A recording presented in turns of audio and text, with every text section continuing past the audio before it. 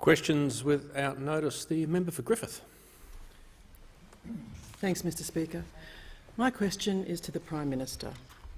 Why has the Prime Minister failed Australian women and voted against Labor's amendments to implement key recommendations by Sex Discrimination Commissioner Kate Jenkins in the Respect at Work report? The Prime Minister has the call. Well, Mr Speaker, I thank the member for her question.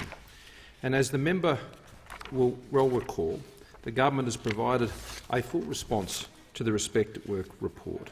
Our response to the Sex Discrimination Commission report set out our long-term commitment to preventing and addressing sexual harassment. It seeks also to build a new culture of respectful behaviour in Australian workplaces by agreeing to, in full, in part or in principle, or noting all 55 recommendations in the report, Mr Speaker. The Respect at Work bill implements recommendations specifically 16, 20 to 22 and 29-30 from the report, in line with the government's commitments in the roadmap for respect that the Attorney-General and I outlined many months ago. The bill also clarifies the applicability of the Sex Discrimination Act to members of Parliament and judges, and makes key amendments that would immediately strengthen the overarching legal framework, Mr Speaker, with respect to sex discrimination and harassment. We've prioritised these reforms for immediate introduction, recognising that other, more complex reforms require further consideration and stakeholder consultation. A number of recommendations need to be carefully considered together because they fundamentally change the core function of the Australian Human Rights Commission. A number of the remaining recommendations were directed to state and territory governments, to independent agencies, to regulators and the private sector, recognising the whole-of-community approach taken by the Sex Discrimination Commissioner Kate Jenkins, who I again thank for her work. And work to implement and coordinate these responses is already underway through the intergovernmental meetings such as the National Cabinet, the meetings of Attorney-General, the Women's Safety Task Force and the Work and Health and Safety Ministers, Mr Speaker. At my initiation through the National Cabinet, requested all states and territories to provide their response to the Respect at Work report, which at that time, Mr Speaker, had not been done by state governments, but I welcome the fact that has now all been done by state governments, Mr Speaker, and they have come forward. And even now, Mr Speaker, as we speak, the Women's Safety Summit is underway with the roundtable discussions already proceeding right now, Mr Speaker, and progressing some of the most important issues that you could imagine in keeping women safe in our country, Mr Speaker. We are supporting that, particularly with $1.1 billion investment in women's safety through the 2021-2022 budget, which includes over $60 million implementing the roadmap for respect, Mr Speaker. Our government has delivered one of the most single largest commitments to supporting the safety of women in our community, Mr Speaker, consistent with the actions of previous governments, under the roadmaps and national plans which have been developed, which started with Prime Minister Gillard and has been faithfully continued by our government in a bipartisan way. The member for Barker. Thank you, Mr Speaker. Mr Speaker, my question is to the Prime Minister. Australian families and businesses, including my electorate of Barker, want to be able to plan for their futures with confidence, free of the uncertainty and damage of widespread lockdowns. Will the Prime Minister outline to the House how sticking to the national plan will safely achieve this goal in line with increasing vaccination rates? The Prime Minister. Well, thank you, Mr Speaker, and I thank the member for Barker for his question. And I know the member for Barker will be very pleased that in the state of South Australia, Premier Marshall is a strong supporter of the national plan. A very strong supporter of the national plan, Mr Speaker, because he knows that it enables Australians to plan for their future with confidence, as the member asks. That plan gives people that certainty to be able to look ahead. And in the member's electorate, which spans a vast array of business activities and producers' activities, having the certainty that the plan delivers is critically important to his constituents, and Premier Marshall understands that.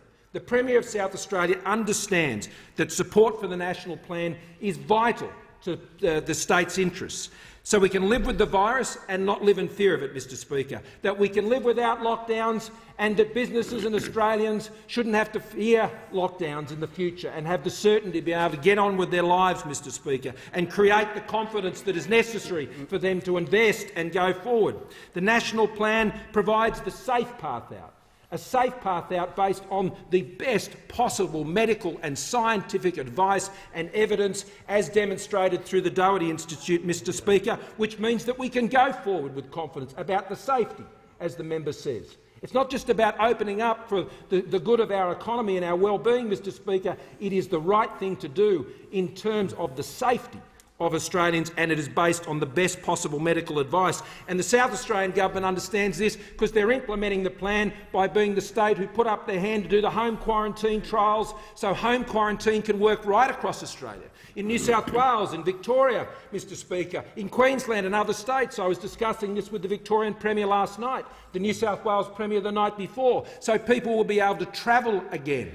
That Australians can return to Australia, Mr Speaker, who have been vaccinated. Australians who have been vaccinated can leave the country and return as they once could and have the opportunity of home quarantine, which is so important. And the vaccination rate, which is now 20 million doses and more, having been distributed and administered across the country, Mr Speaker, 60.5%.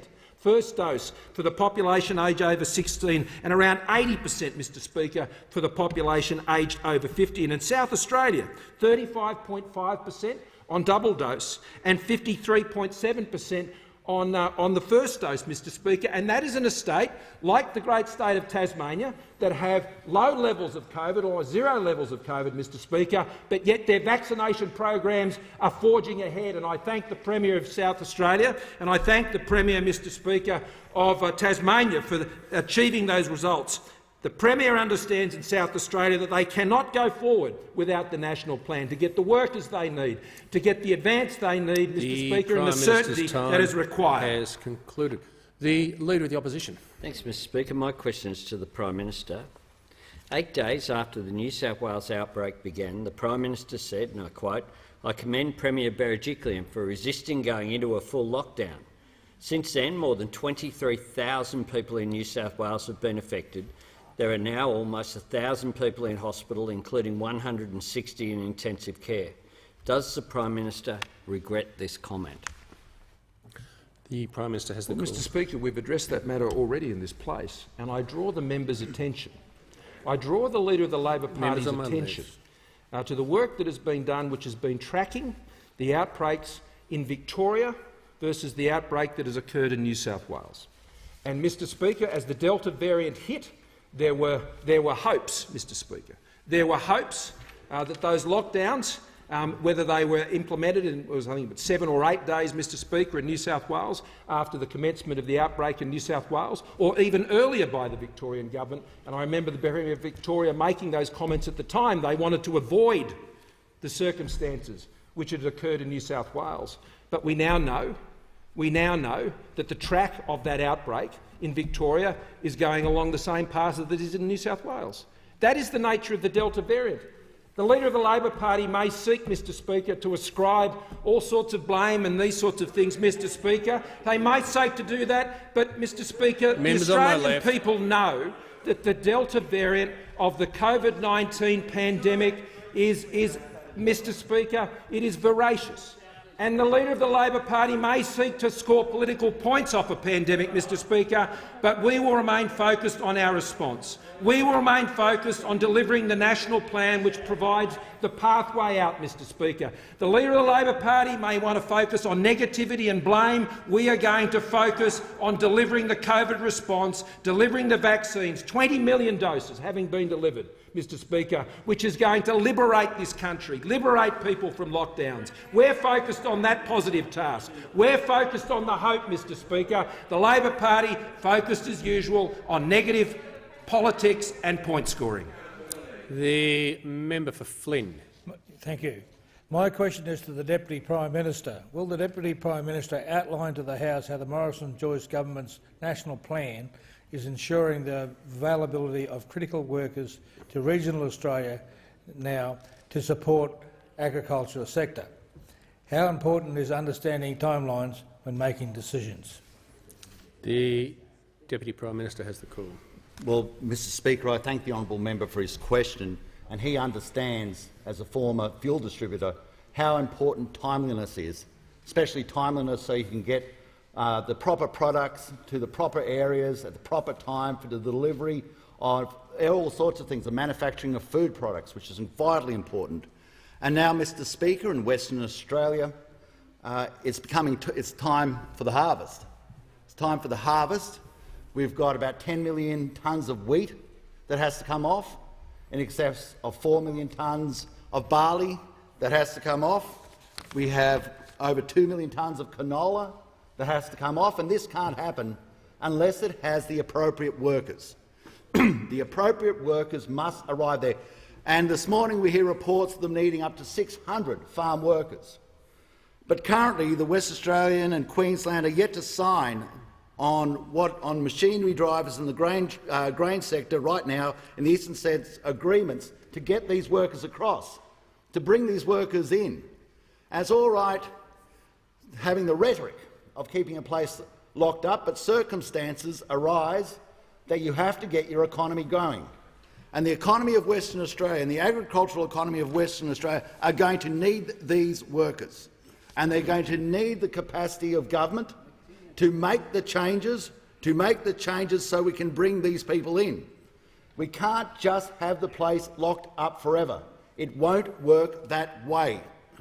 And it won't work that way because it's not just the fact that we won't get these crops off, but our major markets that these crops go to, one which is a key and crucial economic ally of Australia, Indonesia, they're also needing this product. And they'll be watching to see whether we can manage the capacity, because 80% of West Australia's wheat crop is exported, whether they can get that crop in. And it goes beyond that, Mr Speaker. It goes down the line to the other things that are produced from that, produced from agricultural products, such as reconstituted skim milk, milk solids, vegetable oil, glucose, fructose syrup, sugar, glucose syrup, and fat-reduced cocoa powder. And I know the member for Grainland knows about these, because they are the ingredients of the Viennetta ice cream. The Viennetta ice cream. And he has nostalgic views about the Viennetta ice cream. He went to a shop the other day, had to buy one. Say to the Deputy Prime Minister, the Deputy Prime Minister will resume his seat, or at least cease talking for a second. There's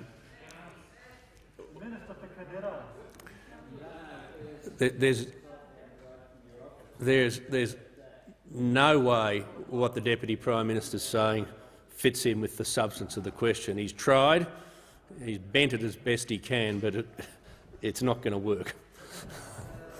Well, Mr Speaker, you've got to give me 10 out of 10 for trying, don't you? I don't have to do anything, actually. What is important is the honesty and the capacity for us to make sure that we're able to get that crop off. We are going to be making sure we do it, because we will be delivering on the plan to not only keep the people safe, but to keep our economy going.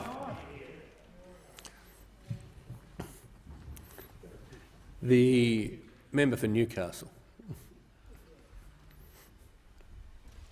Thank you, Mr Speaker. And my question is to the Prime Minister. In the 6 weeks between now and when Parliament is due to meet next, the number of COVID patients in New South Wales intensive care units is expected to peak. Today, the Australian Medical Association warned Australia's hospital systems is unprepared for a sharp increase in critically ill patients. What extra resources will the Prime Minister give the nation's health system so it can cope? The Prime Minister has the call. Thank you, Mr Speaker. I thank the member for a question. In my discussions with the New South Wales Premier on these very issues, and I believe her public statements have also reflected the fact that they are understanding peaks of the emergency, I should say ICU need in New South Wales to be reached later in October. That's their most recent information. They are regularly modelling these issues to ensure that they are mapping their resources and their capacities against their expected demand. This is an important project that I've initiated through the Secretary of the Department of Health and the National Cabinet process to be doing this right across the country. This is not a new item. This is something that is being done by the Secretary of the Department of Health, Mr Speaker, for many months. In fact, from the start of the pandemic, it has been the most regular matter that we have continued to investigate and review to ensure the system capacity, and that's why some $6 billion of additional resources has been provided to states and territories right across the country as part of our funding partnership with the states to co-share the burden, to co-share meeting the demand in and through the state public health systems to make sure that they can meet the emerging demands. And that goes on top of the fact that public hospital services in all states and territories for funding has grown substantially from $13.3 billion to $25.5 billion, some 92%, Mr Speaker, since we came to government. Funding is projected to continue to grow under the current 20 to 25-year National Health Reform Agreement, providing $135.4 billion between 2020-21 and 2024-2025. And that began preparation in February 2020.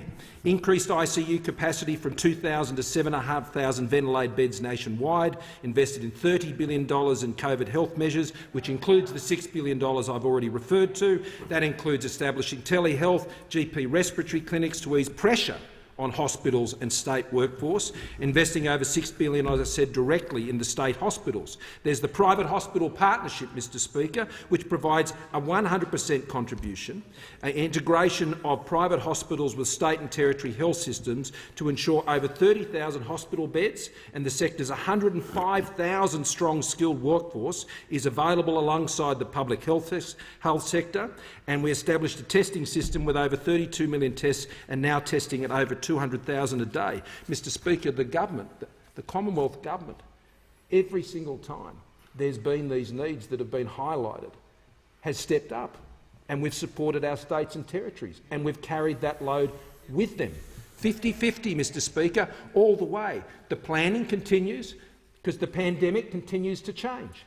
And the Secretary of Health, Professor Murphy, has been working with his colleagues consistently all throughout the pandemic to ensure that what is required is available, because the public health system is, of course, an important part of implementing the national plan. And I call the member for Clark. Speaker, my question is to the Prime Minister. Prime Minister, Tasmania is very fortunate to be safe and not locked down. The problem is half the country is locked out, which is causing big problems for businesses reliant on visitors from Victoria, New South Wales and the ACT. No wonder sectors like tourism, hospitality, arts and transport are being hit hard.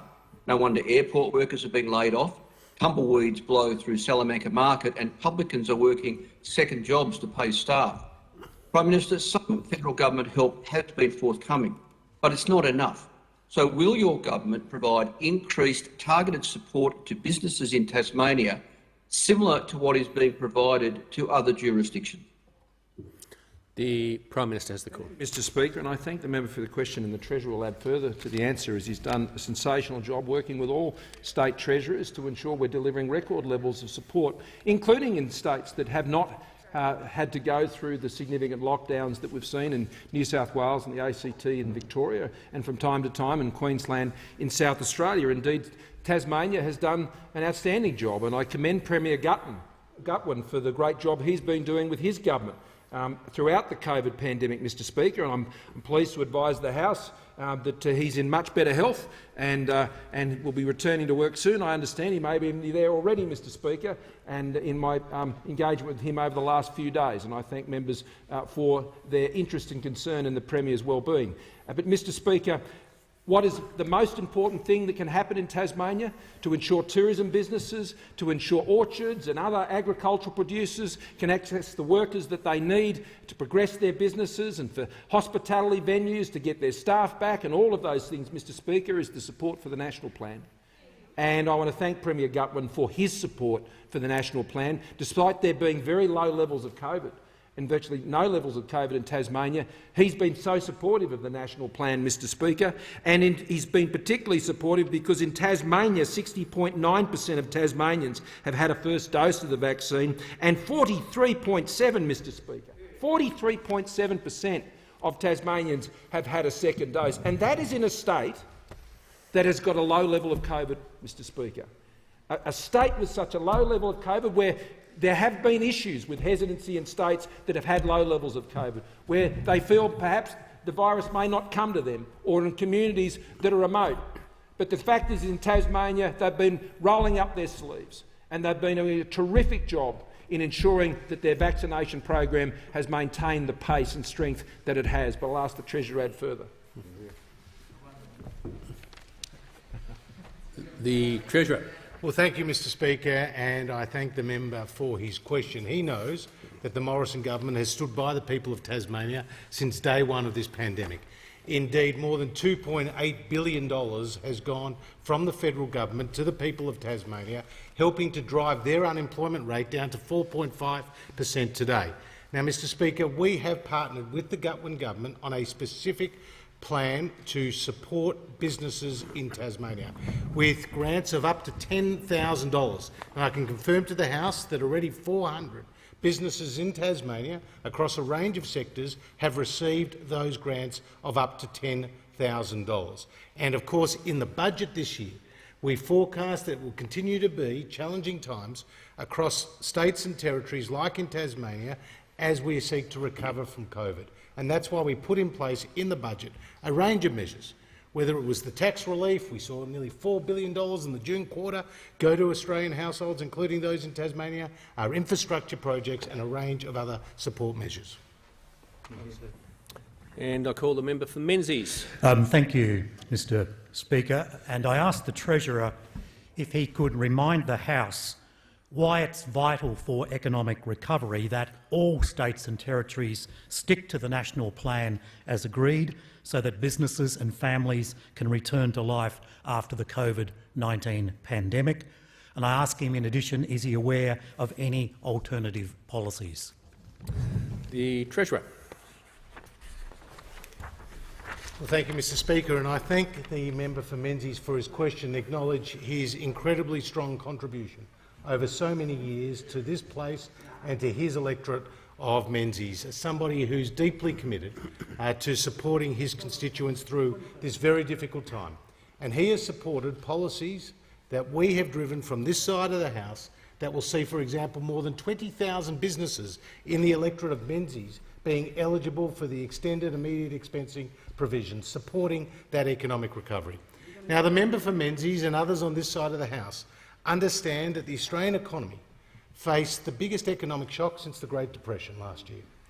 Treasury thought that the unemployment rate could hit as high as 15%, that the economy could contract by as much as 20% or more in the June quarter. We responded with overwhelming economic support, and that has seen a very strong recovery in the back half of last year, strongest growth numbers in 50 years. And we've seen the unemployment rate today come down to 4.6%, the lowest in 12 years. Yesterday we had the June quarter national accounts, better than what the market was expecting at 9.6% through the year. And what was particularly pleasing was household consumption was up, off the back of our tax cuts and the easing of restrictions. We saw strong business investment. In fact, for machinery and equipment, more than 20% up since last October's budget, the fastest rate of growth in that category in nearly 20 years. And housing investment, up on the basis of very important programs like Home Builder, Mr Speaker, that have helped create jobs in the construction industry. But we also know that the economy today, despite that strong economic rebound we saw in the back half of last year and the beginning of this year, that right now we face real challenges with our two largest states in lockdown. And that's why we're responding with a COVID disaster payment, $750 for hours of work that has been lost, as well as business support packages with every state and territory, small business loans that have also helped support small businesses through this difficult time. But we do know that the pathway to Australia's recovery is not through higher taxes but lower taxes, Mr Speaker, tax cuts that we have passed, while those opposite continue to support higher taxes. They took to the last election $387 billion of higher taxes, and now they pretend that they support our stage 3 tax cuts. The reality is, just like we're now seeing with JobKeeper, they're coming after small business. They're also coming after Australians with higher taxes. And I call the member for Macarthur. Thanks very much, Mr Speaker. My question is to the Prime Minister. Intensive care at Liverpool Hospital is already beyond capacity, with COVID patients being sent to other hospitals as far away as Wollongong.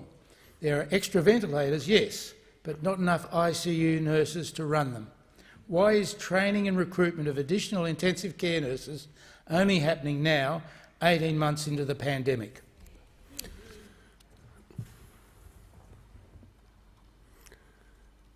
The Minister for Health. Thank you very much, Mr Speaker, and I would respectfully correct the member for Macarthur. I respect his work in the community, but on this occasion he's wrong.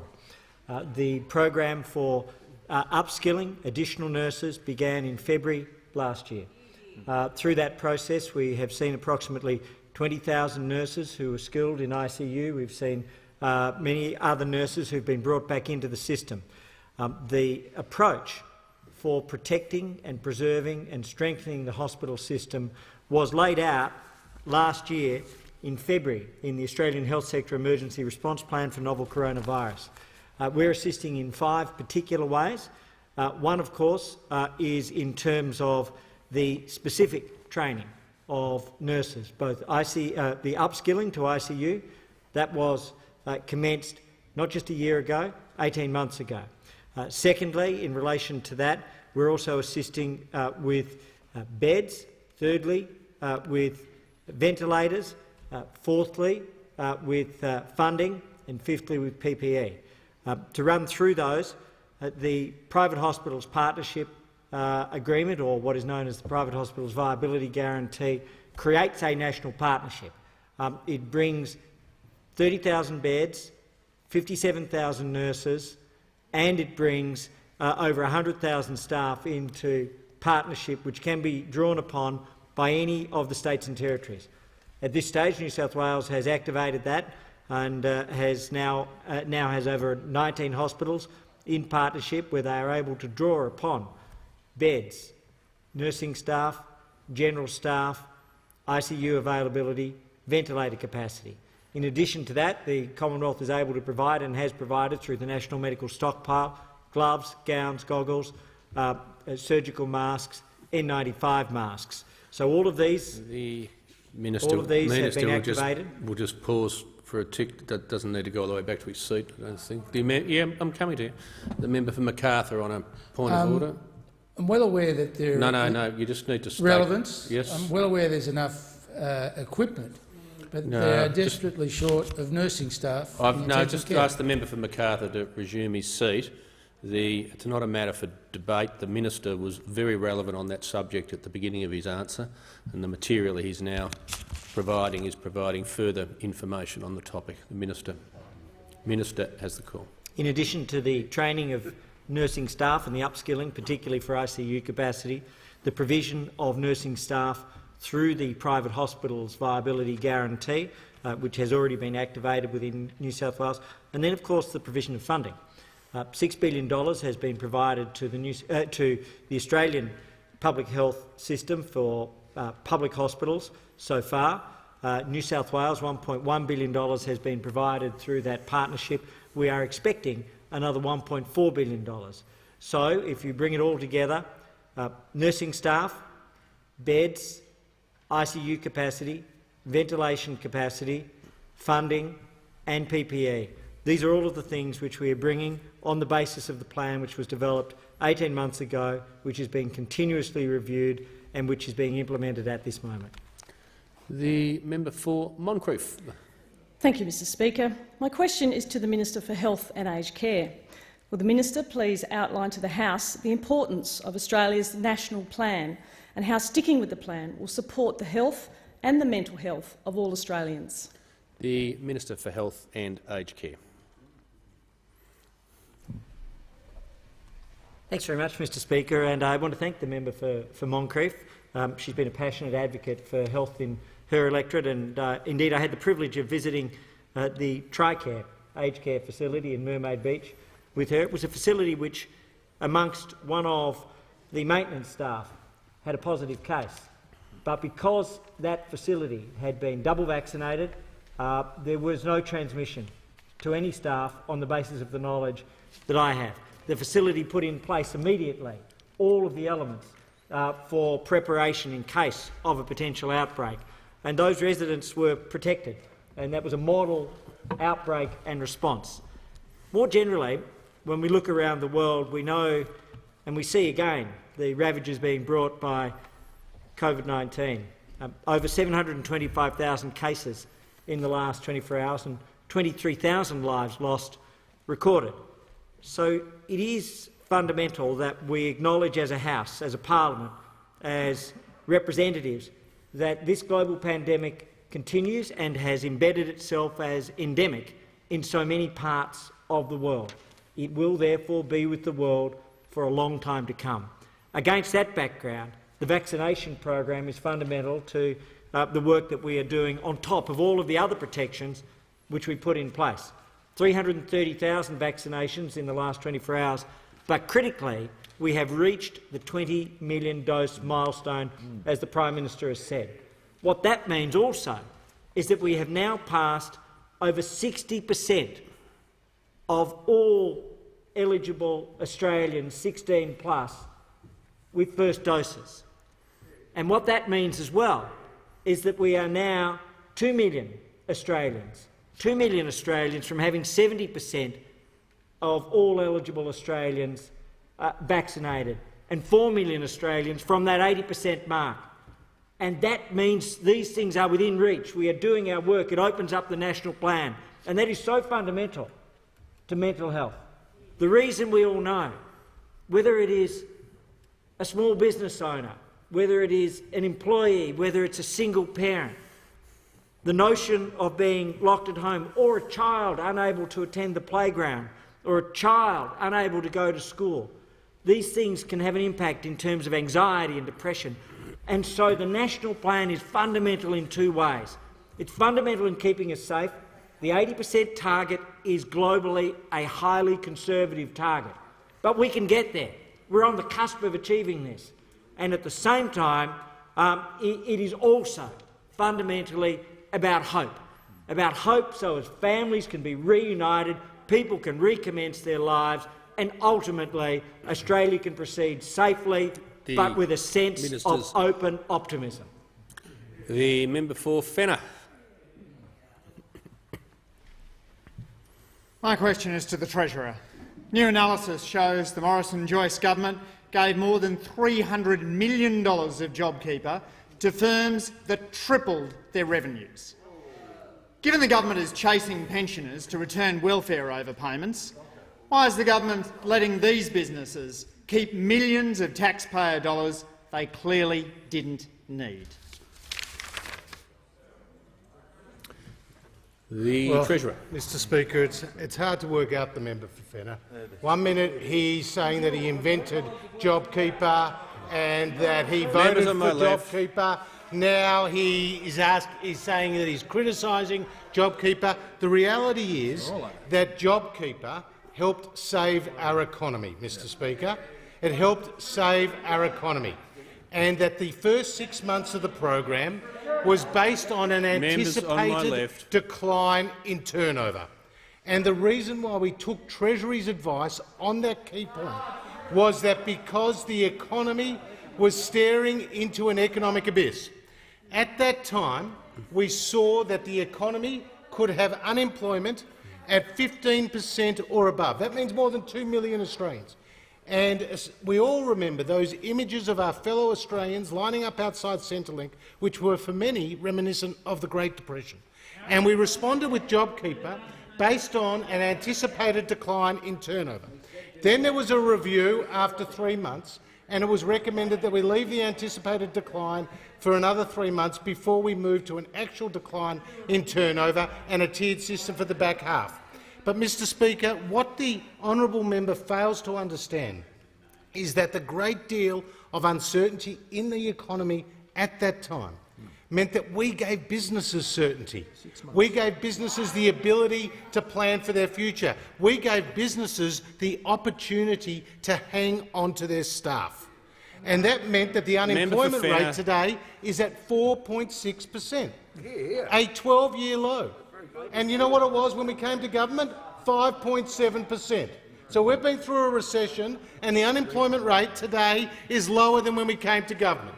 And we also know that we have avoided, through this recession, a scarring of the labour market which we saw in the 80s and 90s recessions, which would have meant hundreds of thousands of Australians who were long-term unemployed. And that has been avoided by the fact that the JobKeeper program provided that degree of certainty. Now, it was a well-targeted program, because in Treasury's review they found that the average decline in turnover in April was 37% for JobKeeper firms. But in non-JobKeeper firms, the decline in turnover was just 4%, Mr Speaker, just 4%. And it's been described as no less a figure than the Governor of the Reserve Bank as a remarkable program. And today, Professor Stephen Hamilton, a visiting fellow of Tax and Transfer Policy Institute at the ANU, writes the following in the AFR. At a time of great uncertainty, when underpinning confidence was key, it's not crazy to have opted for the cleanest, simplest scheme that gave business an ironclad guarantee of what they would receive. The member for Boothby. Thank you, Mr Speaker. My question is to the Minister for Defence. Will the Minister please update the House on how the Morrison government's investment in cutting-edge technology is equipping our Defence Force with the capability they need to keep Australians safe, especially with global uncertainty? The Minister for Defence. Thank you very much, Mr Speaker. I thank the honourable member for her question and for her very significant support of the Australian Defence Force and the personnel who live in her electorate. Mr Speaker, the reality is for our country and for our region is that we are living at a very uncertain time, and over the coming years and indeed over the coming decades, we do know that the Indo-Pacific, Mr Speaker, will be as uncertain as it was during the run-up to the Second World War. We are worried, Mr Speaker, about the situation in the Indo-Pacific at the moment, and that is why it's important for Australia to take the steps now to protect and defend and to keep safe our country. And we have invested significantly in the Australian Defence Force over the course of the last 8 years, and we will continue to do that, Mr Speaker. There's a lot of rebuilding taking place after the Labor Party had taken money from the Defence Force, and, Mr Speaker, we are putting more into personnel and into equipment. We are, Mr Speaker, putting $1 billion into the Sovereign Guided Weapons Enterprise, which boosts skills, our jobs. It helps create Australia's sovereign defence capability, and it is a significant deterrence for people who might think, our detractors, our adversaries, who might think that Australia is a soft target. Mr Speaker, we are investing $15 billion over 10 years into Defence's cyber and information warfare capabilities. We know that that is critical in the era of grey zone warfare, and we know, Mr Speaker, that there are many companies, there are many institutions, including health institutions, that were targeted during the course of COVID, particularly last year, but again this year. The cyber attacks are prolific, and we need to make sure that we have significantly more invested into our defences and also our offensive capability. In the Australian Signals Directorate within the Australian Department of Defence, we have a world-leading agency. They work very closely with the NSA in the United States and other agencies to keep Australians safe, to keep our defence industry safe, to make sure that we keep families safe in our country, to keep those in small business safe. And, Mr Speaker, it doesn't stop there. We've also invested in a significant way to work with the United States to comprehensively develop the precision strike missile, or referred to otherwise as PRISM, which is a surface-to-surface all-weather precision strike-guided missile which will be capable of destroying, neutralising and suppressing diverse targets at ranges from 70 to over 400 kilometres.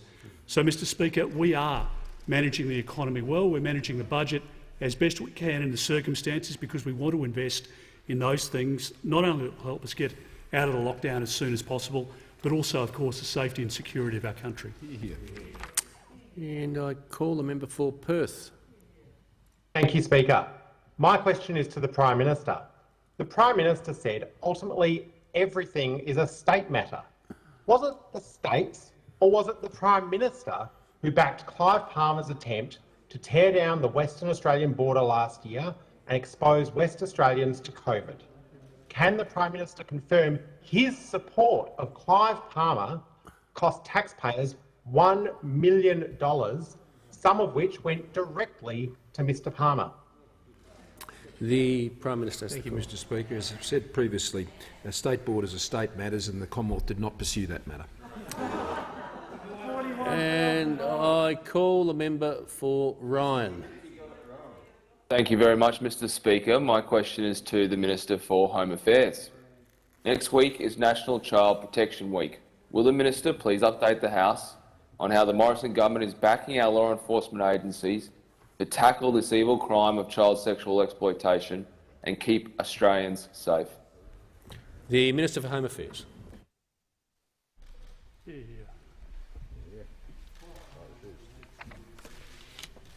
Thank you, and I thank the member for Ryan for his question, and I thank him for representing me yesterday in Brisbane at the launch of a partnership between the NRL and Suncorp Stadium to promote a new campaign to fight child abuse, which will be aired during the NRL finals.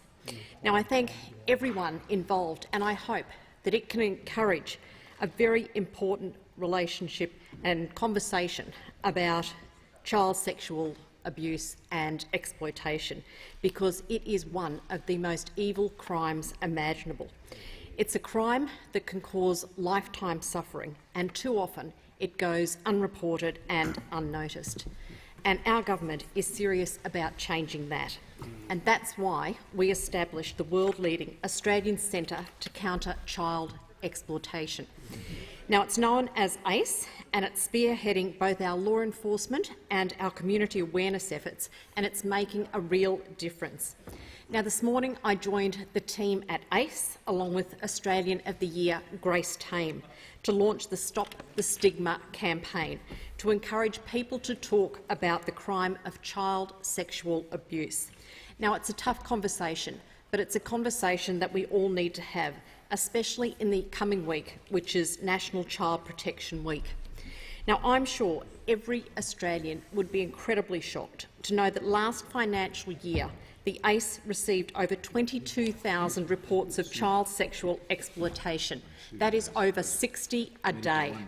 Yet research conducted by ACE just last year found that only half of Australian parents talk to their children about online safety. 50% of parents don't know what to do to keep their kids safe online, and only 3% are concerned about online grooming. Now, most parents believe that online child sexual exploitation is too repulsive to even think about. But it's important that we do talk about it, so parents are aware of the risks, particularly online. And just last week, the online predators were put on notice with the passage of new laws to give police more powers to identify and disrupt criminals and pedophiles hiding on the dark web. It's a further step in the right direction.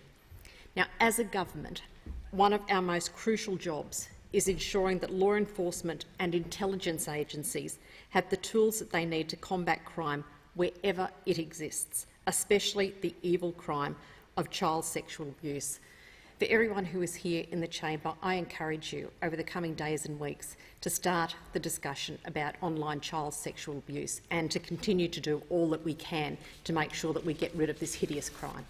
The Leader of the Opposition on Indulgence. Briefly, Mr Speaker, I associate Labor with the comments of the Minister and congratulate her on her ongoing efforts that follow her predecessor. It is indeed an outstanding achievement to establish this centre of excellence. It is world's best practice and it has the full support of not just this chamber but all decent Australians. The member for Macon. Thank you, Mr Speaker. Mr Speaker, my question is to the Prime Minister. The Prime Minister said ultimately everything is a state matter. Is it the states or is it the Prime Minister who is responsible for quarantine. How many quarantine leagues from hotels built for tourists have there been? The Prime Minister has the Thank you, Mr Speaker. I thank the member for his question. Since the 28th of March 2020, when mandatory quarantine commenced, that's when public health orders were put in place by the states, Mr Speaker, to support the decisions of the Commonwealth Government to close the borders, over 434,000 people have arrived, and we have detected and isolated over 4,200 COVID-19 cases. Now, Mr Speaker, in about a half a dozen cases, there were breaches of those quarantines which led to breakouts in the community. Now, Mr Speaker, 434,000 people arriving.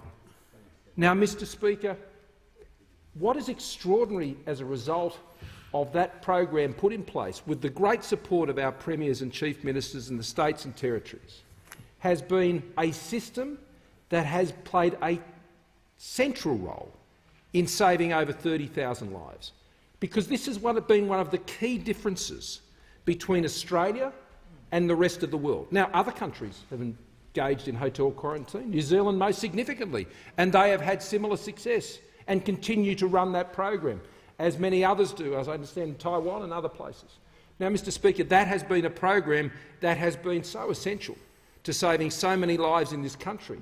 And now the quarantine challenge moves to a new place, because as we move into phase B and phase C of the plan, Mr Speaker, when Australians will travel who have been vaccinated and more Australians will come home, and we want the restraints on Australians coming home lifted, the answer is home quarantine. And the home quarantine trial that we initiated through the national plan with the South Australian government is going to see more Australians come home and more Australians resume their connection with people all around the world. We will see families reunited, particularly those in our multicultural communities right across this country who have carried the hardest and heaviest burden of that international travel ban, Mr Speaker. They will be reunited. They will be able to reconnect. And the home quarantine model, Mr Speaker, is one that we know is absolutely vital to the success of the national plan. And again, I want to thank Premier Marshall for being the one who put up his hand and said we are going to give that a go, because we know how important that is to the people in his state and important to the entire country. And so I remind this House that it has been Australia's great fortune to have been able to come through this COVID pandemic, to be able to isolate what those 4,200 cases were in hotel quarantine, each and any one of them, Mr Speaker, and particularly if all of them, as we saw in other countries, were able to go through this country, then we would have experienced the same death rates as the United Kingdom, as France, Spain and many other places. Has concluded. And I call the member for Lindsay. Thank you, Mr Speaker. My question is to the Minister for Communications, Urban Infrastructure, Cities and the Arts. Will the Minister please update the House on how the Morrison government is protecting Australians online? The Minister for Communications. Well, I do thank the member for Lindsay for her question. She is a strong champion of the right of Australians to have the protection of the rule of law online as well as offline. If you interact in the digital town square, you're entitled to expect those protections, much as when you interact with others in the physical town square. And that's been a principle that the Morrison government has been very strongly committed to, and we have acted on that principle consistently since our Liberal National Government first came to power in 2013. We established what was then known as the Children's E-Safety Commission, the first jurisdiction in the world to do that, and we've consistently increased the powers of the E-Safety Commissioner. We added a scheme to deal with abhorrent violent material following the appalling Christchurch mosque attack and the live streaming of over 50 murders, an absolutely horrific occurrence. And indeed we added other powers as well to the remit of the E-Safety Commissioner, and just recently we have passed through the Parliament a new, stronger Online Safety Act consistent with a promise we took to the Australian people in the 2019 election. And what that means is that when those new powers of the E-Safety Commissioner come into force early next year, there will be a new adult cyber abuse scheme to deal with serious cyber abuse of adults. This is something that many people have been calling for, and it's going to make a real difference. There will be increases in the E-Safety Commissioner's powers when it comes to the cyberbullying of Australian children. And very importantly, there will be a new set of basic online safety expectations.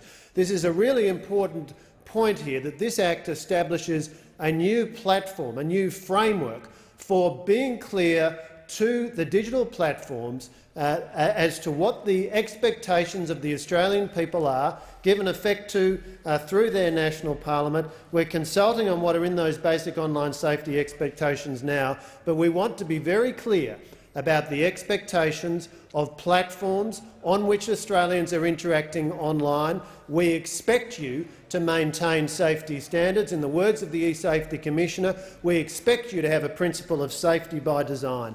And so we are standing up for keeping Australians safe online through those measures, through reducing takedown periods from 48 hours to 24 hours. And we are backing those extra powers with strong extra resources. Indeed, we're committing over $125 million over the next 4 years to back the E-Safety Commissioner and her team in the important work she is doing. The Morrison government determined to keep Australians safe, and that includes a place where all of us spend many hours interacting with each other online.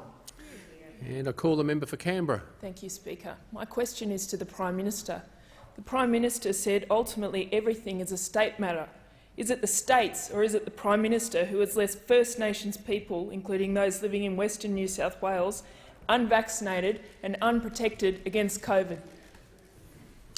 The Prime Minister. Thank you, Mr Speaker. I'll ask the Minister for Indigenous Australians to add further to my answer and thank him for the tremendous work that he and the Minister for Health and Aged Care have been doing, working particularly closely with the New South Wales Government. 2 nights ago I had the opportunity to speak to the Chief Health Officer and the Premier in New South Wales, where we were reviewing that program and what additional support was required, Mr Speaker, and to work that issue through. The question, as it was framed, Mr Speaker, like others that have been put here, once again just continues to seek to misrepresent matters in this place. But on the serious issue that is raised, Mr Speaker, I'll ask the Minister for Indigenous Australians to add further. The Minister for Indigenous Australians. Thank you, Mr Speaker. As of yesterday, we had 38% of Indigenous Australians with their first dose and 21% with their second. Let me say right from the beginning, we provided vaccines to the ACHOs in the last week of March this year so that they were prepared. We had a steering committee established to develop the vaccine program. When I look at the membership of that vaccine program, I see some outstanding Indigenous leaders: Dawn Casey, Professor James Ward, John Patterson, Jill Gallagher, Dr Mark Winnetong, Olga Havanen. All of them have been involved in framing the action that is needed on the ground. And that plan has involved using the capacity of every avenue that can provide the levels of support. Massive coordinated efforts through Commonwealth and state governments, Aboriginal health services, the ADF, the flying doctors, GPs and pharmacists and local community groups.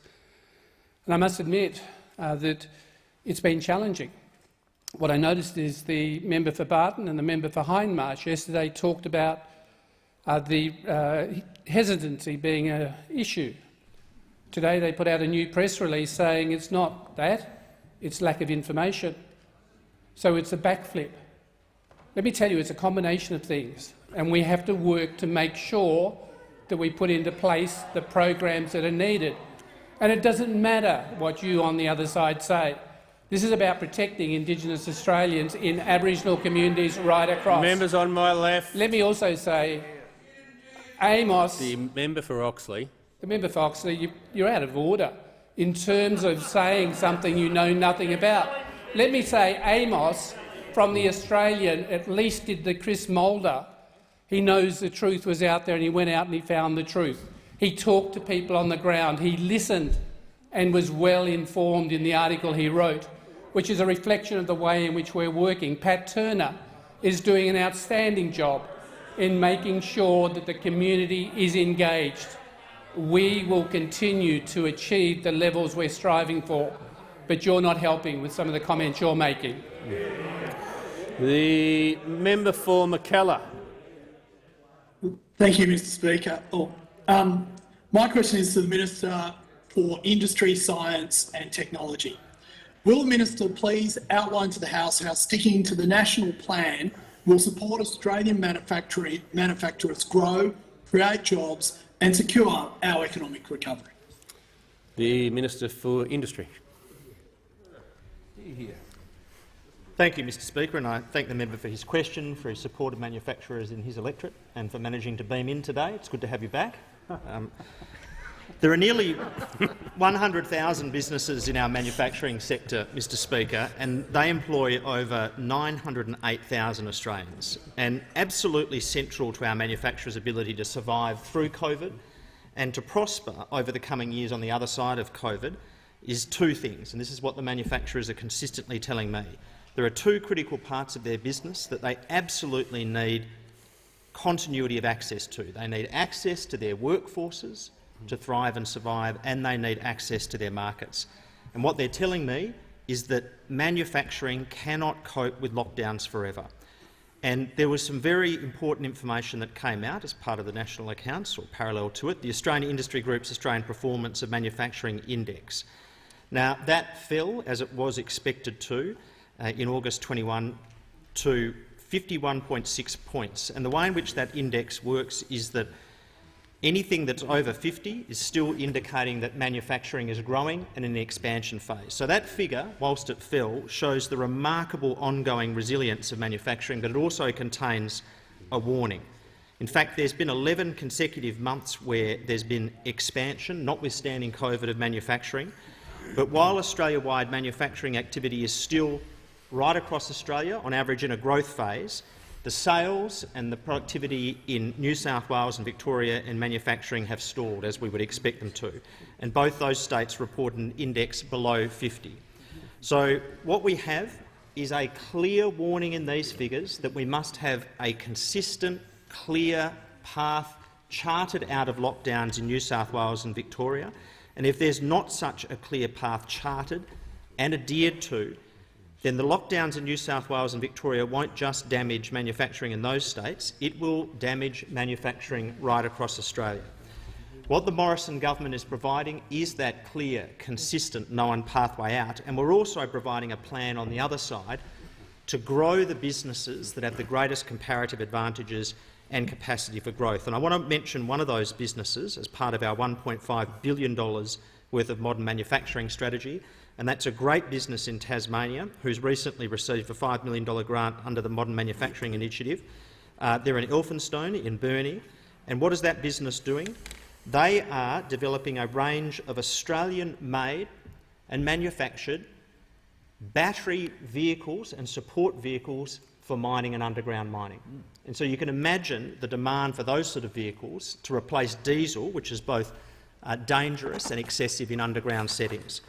So what we have is a clear plan out and a plan for the future. The member for Werriwa. Thank you, Mr Speaker. My question is to the Prime Minister. The Prime Minister said ultimately everything is a state matter. Was it the states or the Prime Minister who said the number of patients in ICU is a measure of success? How many patients are in ICU today? The Prime Minister.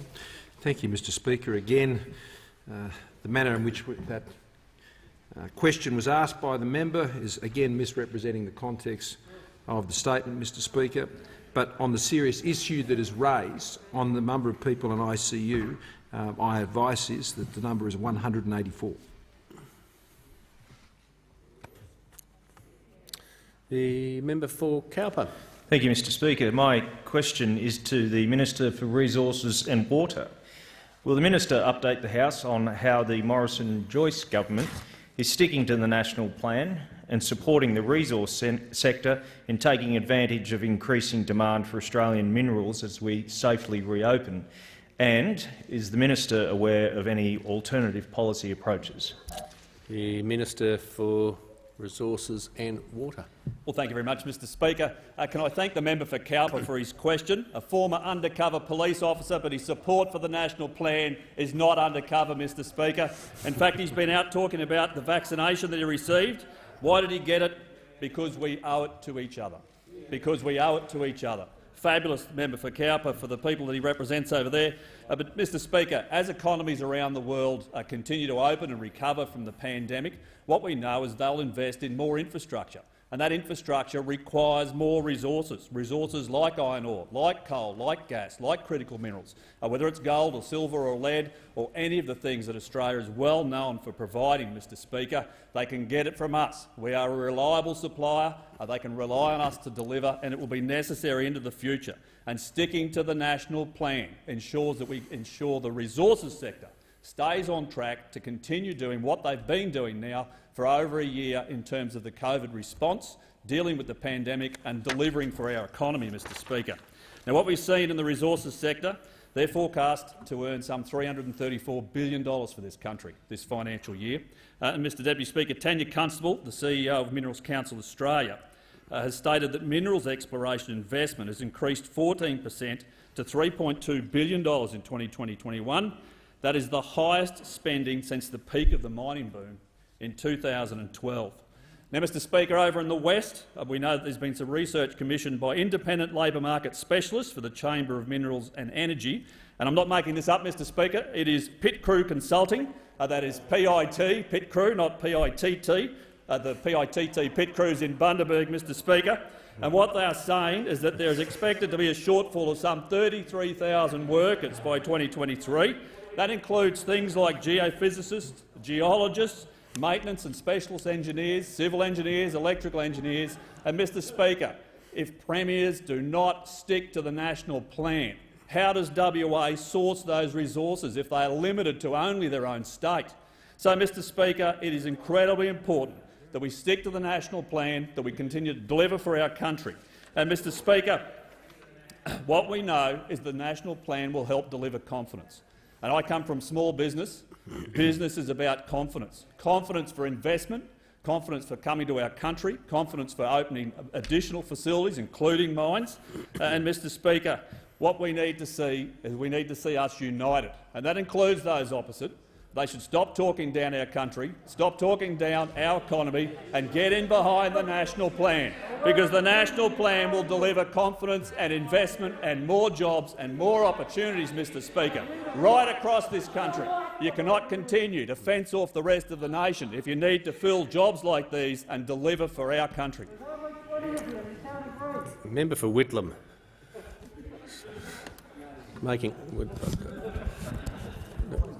Well, it's just noise. I mean, I can't understand him. And, maybe if the advisor can pull his mask a bit tighter, that might help. The member for Bean.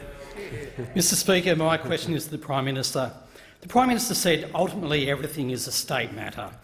Is it the states or is it the Prime Minister who is responsible for half the country being in lockdown because of his quarantine and vaccine failures? The Prime Minister. Mr Speaker, I reject the premise of the question completely, and therefore the answer is no. The member for Robertson. Thanks. Thank you, Mr Speaker. And my question is to the Minister for Education and Youth. Will the Minister update the House on how the national plan will help get schools open so we can focus on lifting our school standards and give our students around the country the best start for their future? The Minister for Education. Well, can I thank the member for Robertson for her question? And she knows the national plan is absolutely critical to our society and economy, including for our schools, Mr Speaker.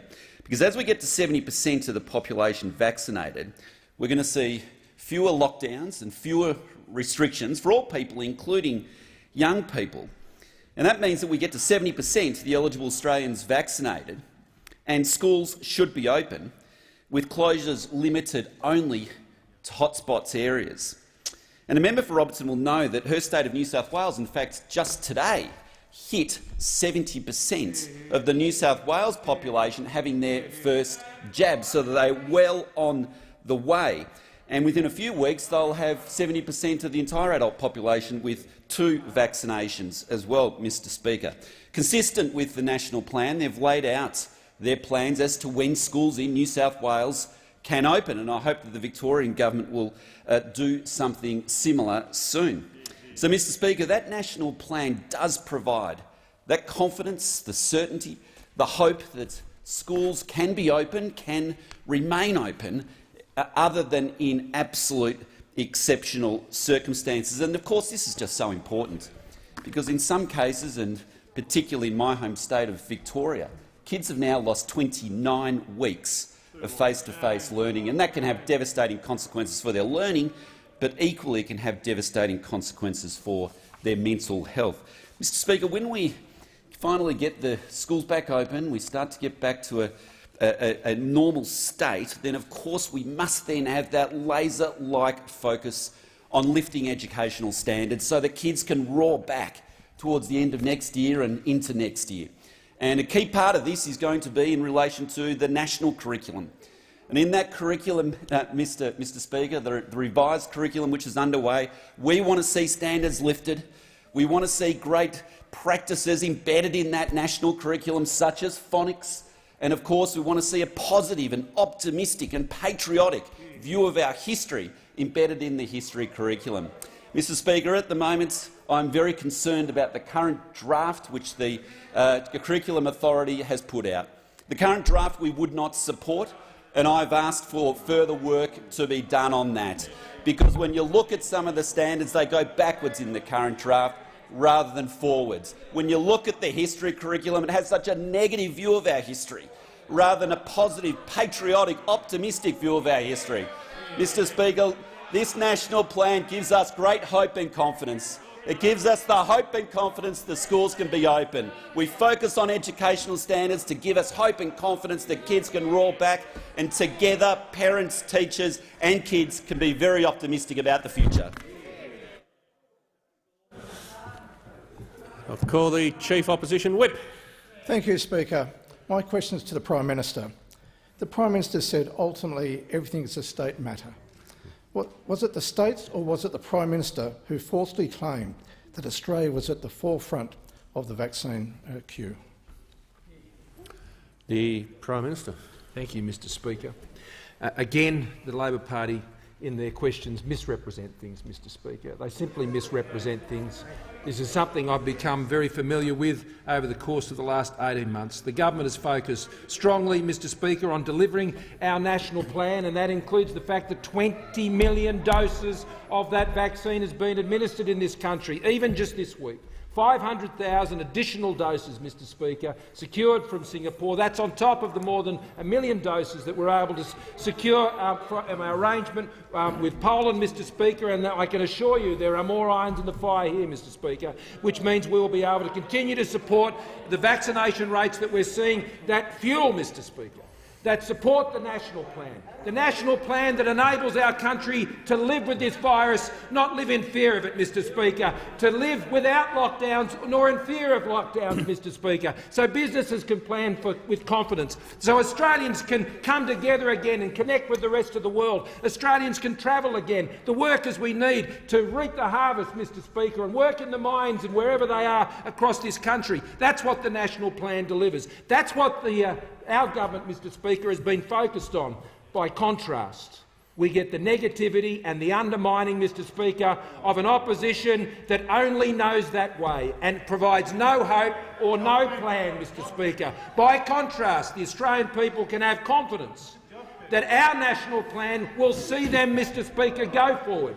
Our economy move forward, Mr Speaker, to defy the negativity and the undermining of those who would seek for Australia to fail, Mr Speaker. Under our government, Mr Speaker, our country will succeed. And we're inspired by those Paralympians as well, Mr Speaker, who show us the way, of optimism and hope, Mr Speaker. The hope stealers of those opposite, Mr Speaker, will be dismissed, and the Australian people will continue to support the optimistic and positive plan that our government has put in place. The member for Bass. Thank you, Mr Speaker. My question is to the Minister for the Environment, representing the Minister for Women. Next week's Women's Safety Summit will inform the national plan to end violence against women and their children. Will the Minister outline to the House how this crucial work involving leading experts, frontline workers, counsellors and survivors will help achieve real outcomes to improve the safety of women and children across Australia? The Minister representing the Minister for Women. Thank you very much, Mr Speaker. Can I thank the member for Bass for her question? She has a deep personal interest in and a commitment to the safety of women and their children. She talked about this in her first speech. She works hard for change. I know she's continuing her own series of roundtables with women's safety advocates, and I want to assure her that what they say and what she says will be listened to by this government. I want to take the opportunity to thank the frontline workers, those who provide crisis accommodation, emergency management and support through the challenging road to justice for women and their families. We know the work you do under harrowing circumstances is vital, especially through the pandemic, in circumstances that change every day. We cannot stray from our goal to stop it at the start, to work towards zero, so that all women and children can live a life free from the threat of physical violence and abuse in all its forms.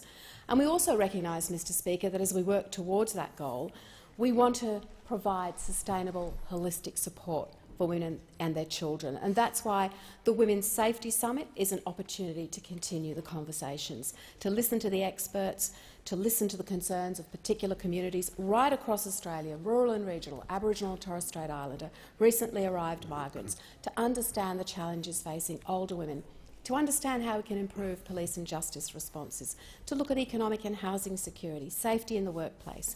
And I was able to participate earlier today in one of the roundtable consultation sessions, and I look forward to the insights gained from the summit.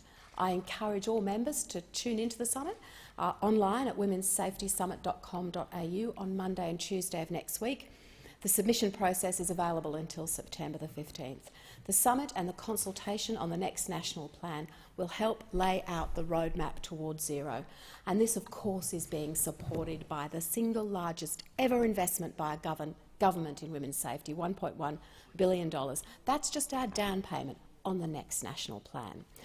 So we've invested $64 million in the last budget implementing the roadmap for respect, and today the Respect at Work Amendment Bill passed the Parliament, and I welcome its passing because we care and we respond to women's safety in the workplace. Everyone deserves safety. The crucial work being undertaken by so many will reach a new milestone at the Women's Safety Summit, and I look forward to the summit commencing and updating the Parliament on its outcomes. The Prime Minister. Thank you, Mr Speaker, and I ask that further questions be placed on the notice paper, and I wish the Women's Safety Summit all the very best, Mr Speaker.